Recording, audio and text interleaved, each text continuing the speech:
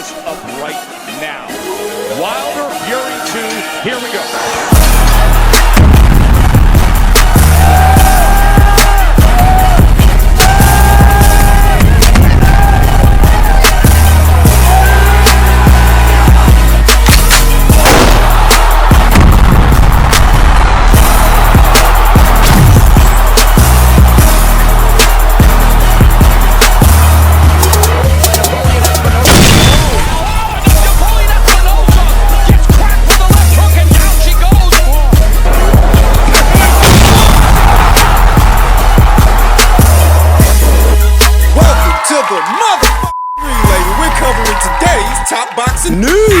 Okay, we'll start with this. Well, I'm sure that most of you have been waiting for me to chime in on Mark Breland's latest set of comments. A lengthy set of comments he uploaded to his Instagram account in his own words, detailing the situation between himself and Deontay Wilder, Deontay's accusations. Against Mark. And, you know, this is what Mark had to say about it, and this is what he had to say about it, and he won't say any more. Right. In so many words, the portion of Mark's candor that has a lot of people's attention is as such.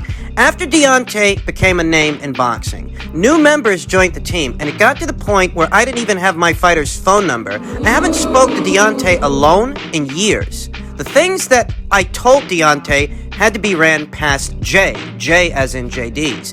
Deontay had become untrainable because he was at the point of he knows more about boxing than all of us. So teaching a correct jab was not a priority to learn once he continued on his knockout streak. So a coach can only teach someone if they're willing to learn.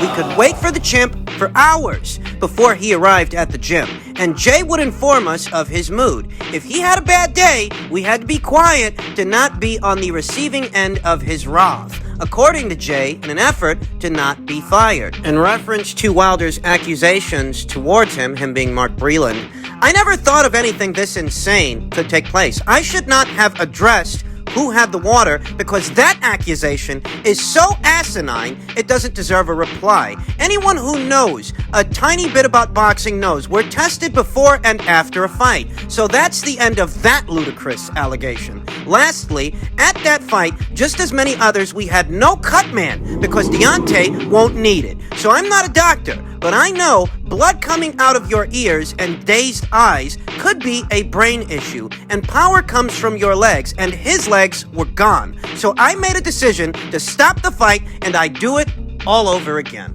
That's what Mark Breland had to say about it.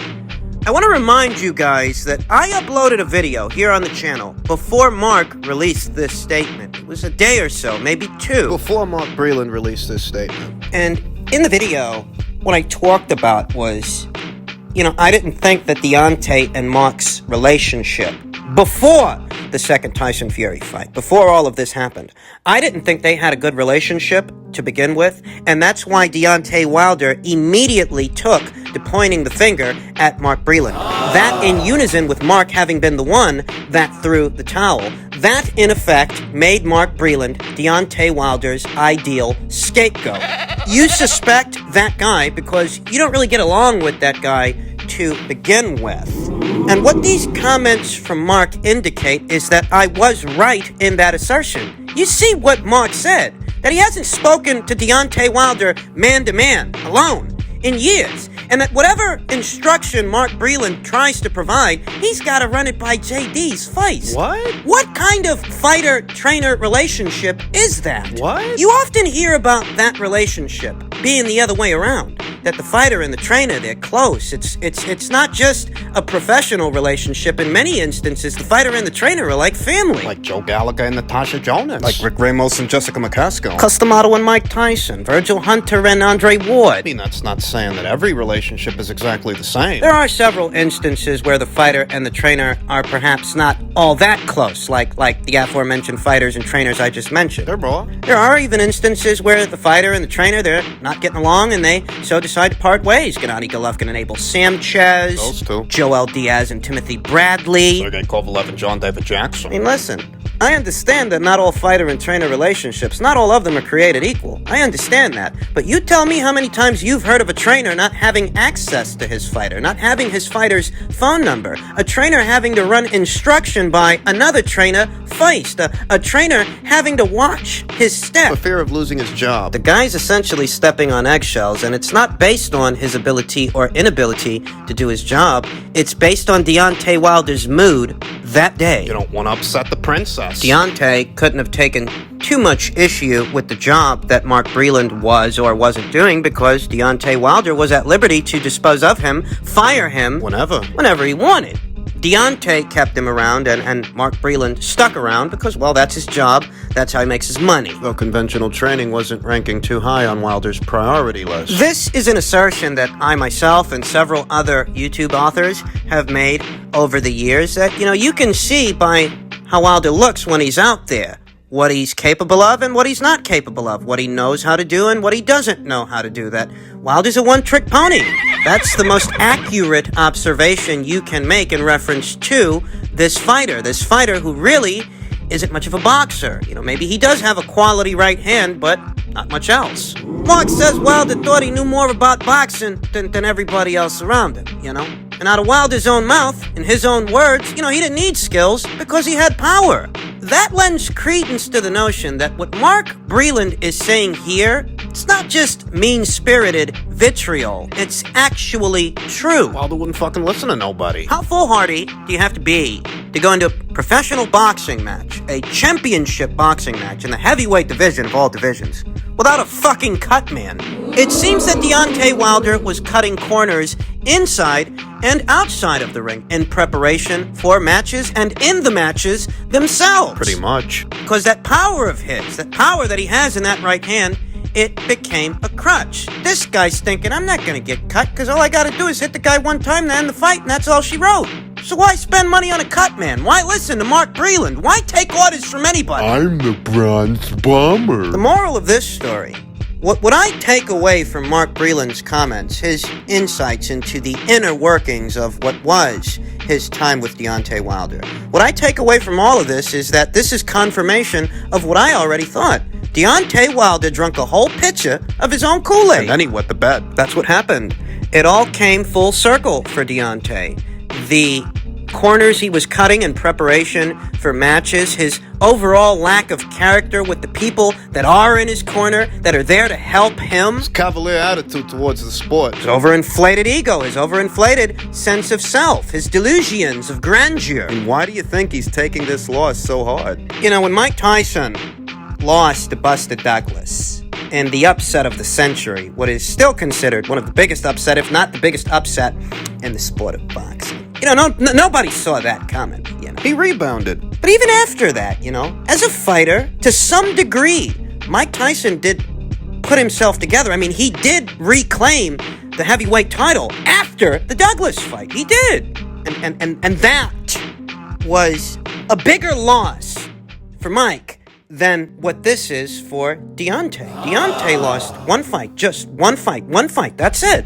It doesn't have to be the end of the world. It doesn't have to be the end of his career. But because of the kind of person that he is, he himself makes it that much more difficult to come back from. He himself makes it that much more difficult to recover. Mike Tyson did rebound after the loss to Buster Douglas. Anthony Joshua, he did rebound after the loss to Andy Ruiz. I look at this situation, I look at how Wilder's handling all of this, what's going on out there, what's in the headlines, what's the story, what's the haps. I see what's going on, and I don't see a guy that can rebound. Not psychologically, he's got to make all these excuses as a coping mechanism to deal with what happened to him. He ain't got nobody to kick him in the ass and set him straight. Because he doesn't want to have those kinds of people around. He doesn't want his view challenged by anyone, not even his own goddamn trainer. Tell you, that's pretty goddamn unusual in this sport. You often hear boxing called the loneliest sport in the world. And I don't know how true that is because a good corner can make a world of difference, not just in a fight, but in preparation for one and even after one. You got the right people in your corner, you can rebuild yourself if you so have to. But who's Wilder got in his corner? Sycophants. JD's, a yes man. That's why he's still got a job. He's not a Olympic gold medalist like Mark Breland. He didn't win a world title in the professional ranks like Mark Breland did. But because Jay is willing to be on board for whatever Deontay Wilder says, whatever he wants, he's still got a job, and Mark doesn't. Any of you guys out there are surprised that this is how things break down in Wilder's corner? Broke down. Are any of you guys out there surprised to hear this? Because I know I'm not. This is what I always thought. Deontay Wilder is a delusional egomaniac. Moving on. Yesterday, news broke that Canelo Alvarez has been awarded his official promoter's license. A statement reads, this morning being yesterday, the commissioners of the Nevada State Athletic Commission unanimously voted to grant a promoter's license to Canelo Promotions, LLC, an entity owned by Canelo Alvarez. At the hearing, Gregory M. Smith, counsel for Canelo Alvarez, said Canelo Promotions won't put on bouts every weekend, but it will be the promoter of Canelo's fights, the very biggest fights in the world, and that, after the pandemic, Canelo Promotions looks forward to lighting up Las Vegas Strip and filling an arena, or maybe even a stadium, with thousands upon thousands of boxing fans. But that's not all, folks. Per a tweet from Michael Benson, Canelo Alvarez has declared that he is planning to fight 4 times this year. February 27th against Avni Yildirim, May 8th against Billy Joe Saunders, and in September, then again in December. If you include Callum Smith, that's 5 fights in 12 months. Can he do it? I think many of you out there, like myself, are giving Canelo Alvarez very good odds to beat Avni Yildirim.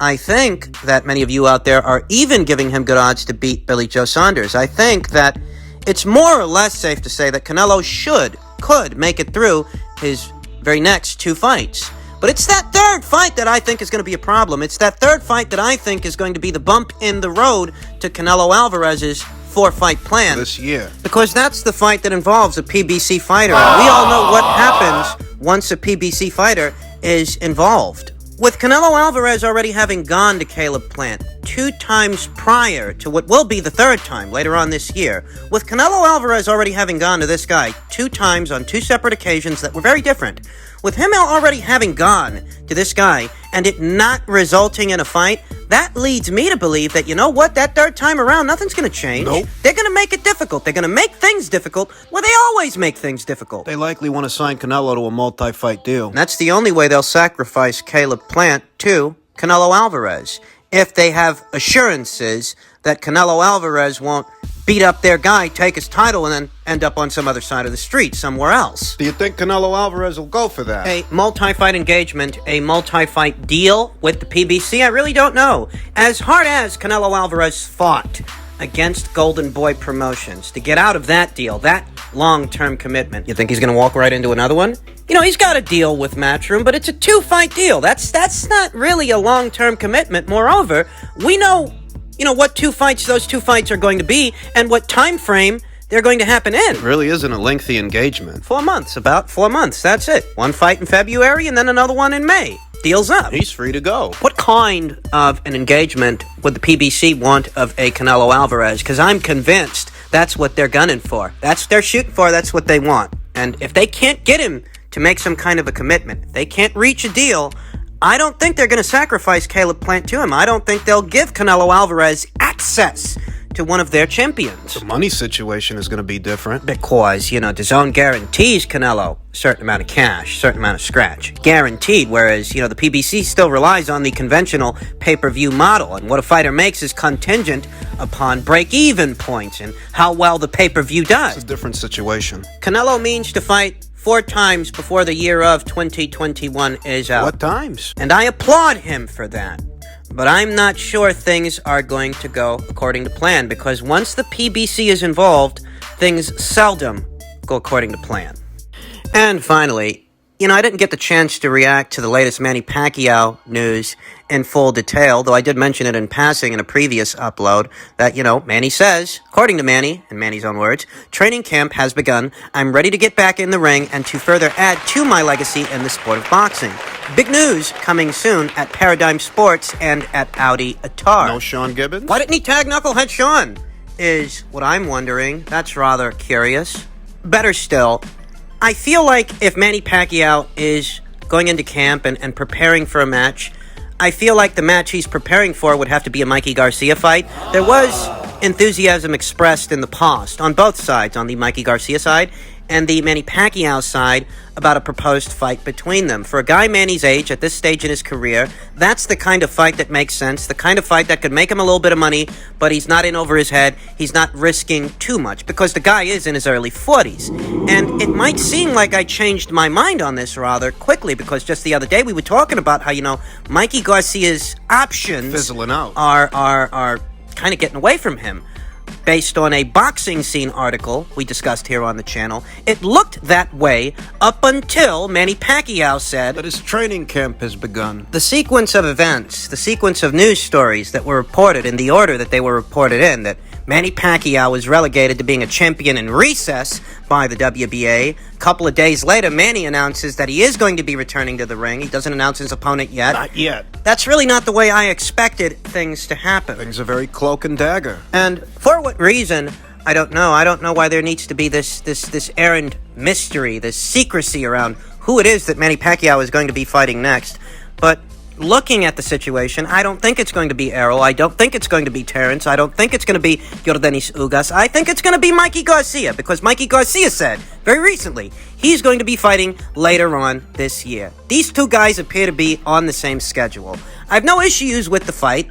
And Manny's not in possession of a world title anymore, so he's not holding anything up. The critics ain't got that to complain about. If he wants to make a little bit of money before he retires, doing a dance with Mikey Garcia, so be it.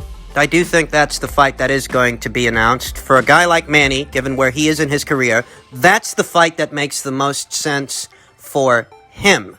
I reiterate, I didn't know if this was still a possibility. I wasn't sure if this was still on the table for Mikey Garcia, as the fight itself happening is contingent upon what Manny wants. It is. When Manny says jump, these guys say how high. And things were kind of, falling apart there for Manny. They took his title. They labeled him a champion in recess. The Conroy-McGregory crossover fight, that got all fucked up by Dustin Poirier in the octagon. This is the only sensible option left for Manny. Up until Manny Pacquiao made this announcement, I wasn't even sure that Manny Pacquiao was going to come back. What for? Hell, I viewed the Mikey Garcia fight as a bit of a keep busy kind of fight, a bit of a prelude to that big Conroy-McGregory crossover fight. That's how I looked at that. That's what the pecking order looked like to me. After he got stripped, I wasn't sure he was going to come back. But apparently he is, and your guess is as good as mine as far as who he's going to be fighting. But if you want to know what I think, and you're here, so I'll assume that you do, I think he's going to be fighting Mikey Garcia in his very next fight. That's what I think the big announcement is going to be.